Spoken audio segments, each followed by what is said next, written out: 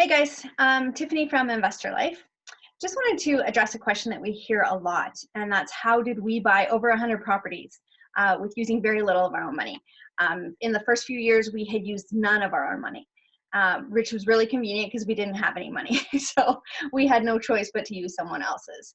So, when we want to build our portfolios, even if we have a little bit of money, eventually that runs out. We all as investors hit a ceiling where we do need to leverage somebody else's money. So we did that by what's called joint venturing. So we found other people that were interested in investing in real estate, but maybe didn't have the time or the knowledge, the expertise to do it. And we partnered with them to buy real estate together. So in general, from again, a high level, what joint venturing basically is where you have two people that come together to buy a property.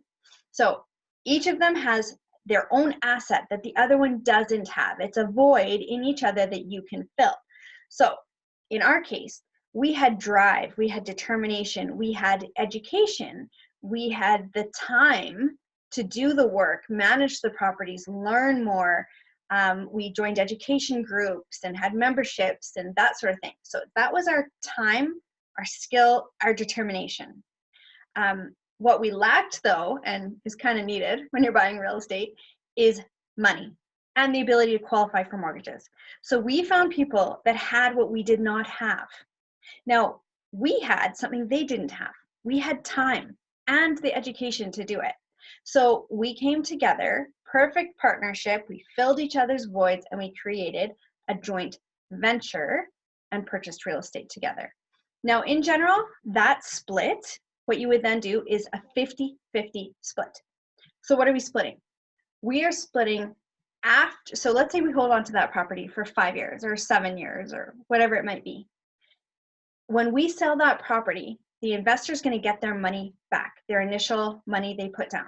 Now that might include their down payment, might also include a reserve fund in case something goes wrong.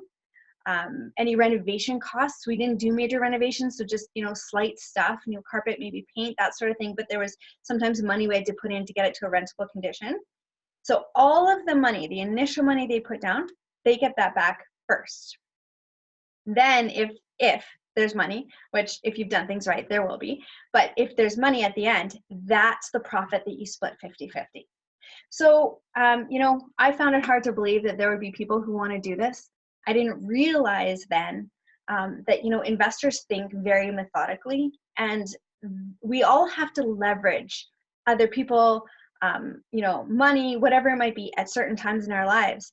These are investors who wanted to get into the game of real estate, but weren't able to time-wise. Maybe they just thought it was going to take too long to educate themselves in what they needed to know.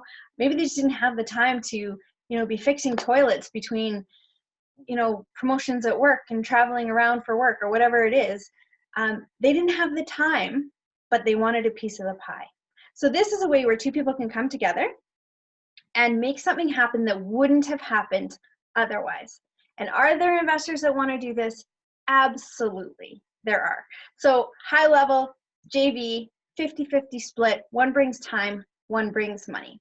If you want to learn more about it, we do post lots of stuff on our YouTube channel and are starting to post more and more, so you can subscribe. But certainly that's kind of your basics. Cheers, guys.